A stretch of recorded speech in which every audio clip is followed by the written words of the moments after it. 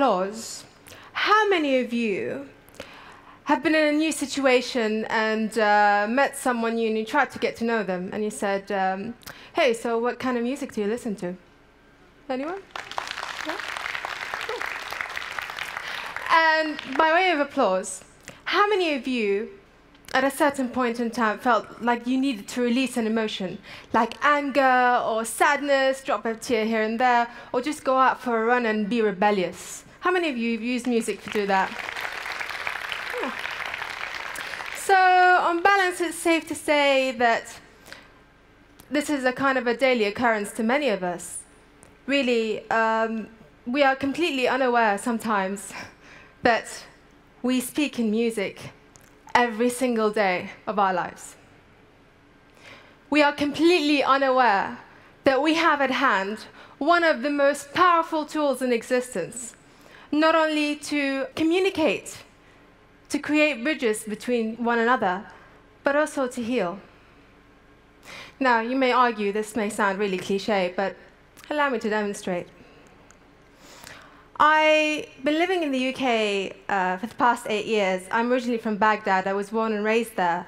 Despite being born to a completely non-musical family, like completely non-musical, I love music, and I'm completely passionate about playing the piano. So my family allowed me to join the music and ballet school in Baghdad, which was at the time one of the best musical institutions in the Middle East. But sadly, during the outbreak of the 2003 war, the school was mostly destroyed, and most of the teachers fled the country. I was 11, and so me, amongst the other students at the time, we were left with a challenge, not only to survive the war, but also to try to sustain the school. So what we did is, for those of us who were capable, we helped taught the younger kids, but we also helped each other find whatever resources we can find online to continue learning music. And perhaps subconsciously to us, I mean, consciously it wasn't something that we were thinking doing, but subconsciously it was an act of defiance. So to the sporadic explosion of bombs outside and the shattering of windows, we created an armor of music. To us, that was our safe place. Fast forward a few years later, and due to the gift of social media, I found out that there were dotted communities around the country, which was, if you don't know, made of Arab and Kurdish population, and they have been in conflict for decades. So even there is a language barrier there. But for those who are able to communicate through social media, I found out that there are small communities of young people who didn't have the means to learn music, probably found some cheap instruments, but they were still trying to find resources online to play. So 2006, 2007, and 2008, there was the divide of the Sunni and the Shias and who's with what religion, and we're all fighting, and there was no unity in the country. But I found that I had a lot in common with people I've never met, but because we were both trying to survive through music. So the idea was, why not create a national youth orchestra of Iraq? Maybe I don't know the people, maybe I'm 17, I have no idea how to do it, but let's give it a go. So I campaigned for it online. I had to borrow a conductor from Scotland, and we've auditioned over YouTube, and then fast forward 6 months later, we got together in northern Iraq. And the idea was, you're self-taught, you don't know each other, but you're here. You can't speak the same language, granted, but you can learn music. And we've flown in tutors from the UK and the US. And so I knew there was going to be problems with communicating, but I didn't know it was going to be that bad.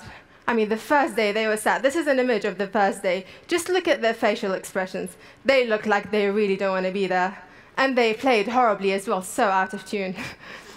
So at that point, I thought this was the worst idea in the world, and it's going to fail massively. Therefore, I tried to get them together. We brought cake on one side and asked them to join in together. Maybe they'll find ways to talk. They didn't, for 5 days. We were going nowhere. With an orchestra, you have to play as a unit. Otherwise, it's not an orchestra. It's a bunch of people who are trying to be the best at playing. But one day, we were out of rehearsals, and it was really hot. It was in August in northern Iraq, about 50 degrees. And someone put some really loud dancing music. It was really, really loud, and it was hot. But he started dancing in the middle of a bus. And someone else joined him. And so the Arabs and the Kurds were dancing together on the bus. And the bus was jumping on the street, and it was a nightmare for me. But really, at that moment, the wall that was dividing them, it broke.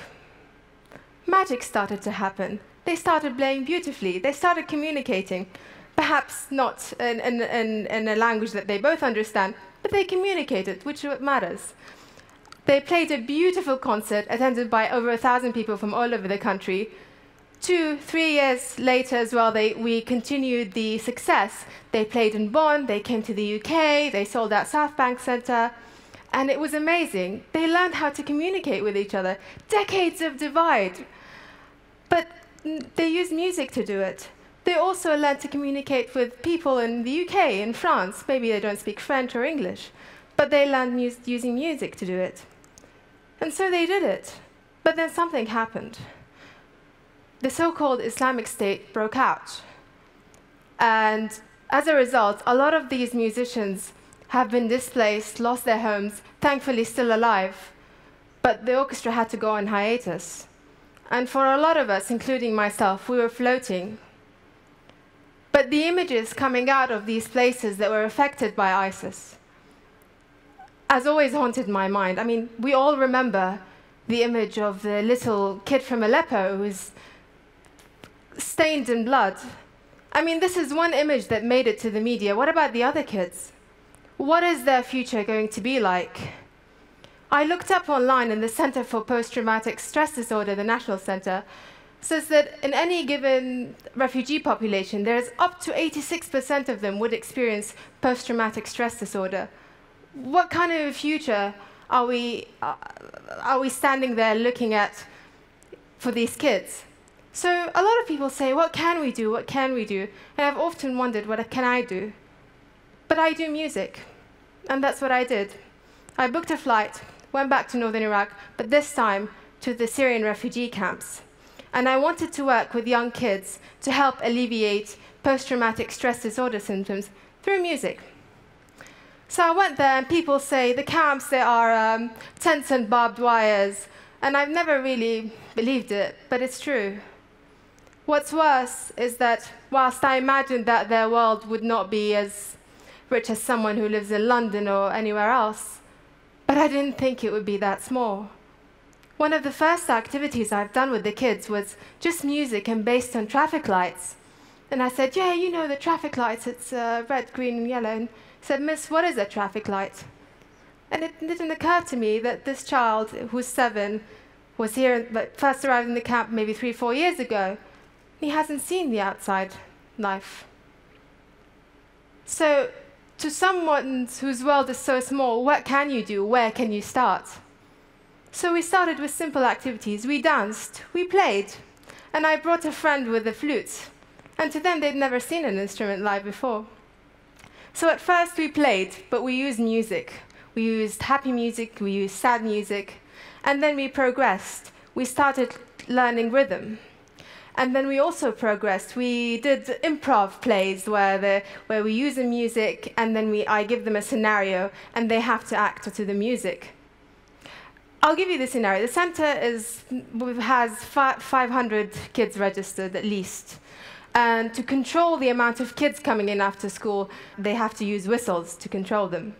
So it's very chaotic. So to get them to do that was, in a few weeks, was a feat.